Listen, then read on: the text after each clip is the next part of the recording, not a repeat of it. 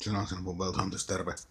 Tänään olisi testissä olisi Olvi, Karpalo, Lonkero.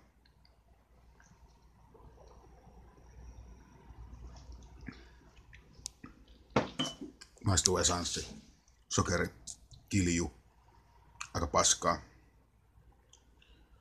Kyllä tuo on ihan 2/5 hommia. Kyllä Lonkero täytyy olla tehdä sen, että se on tehty kovasta viinasta, jolla se juoma on sitten pidennetty. Entä saatana hiivapaskaa. Onneksi tämän uuden alkoholilain myötä saa ihan maitokauppoihinkin kunnon lonkeroa. Vai vittu kun sätii. Sätii siis ihan tosissaan, mutta ei se haittaa. Tässä on kuitenkin niinku perusjuttu on se, että täysiä pitää mennä, kovaa täytyy mennä.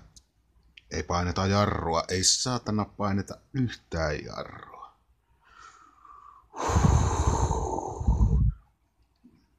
Mutta se on, viinaa pitää juoda, töitä pitää tehdä ja veroja pitää maksaa. Jos näistä hommista poikkeaa, niin ei saatana, se on ihan täyttä loisen homma.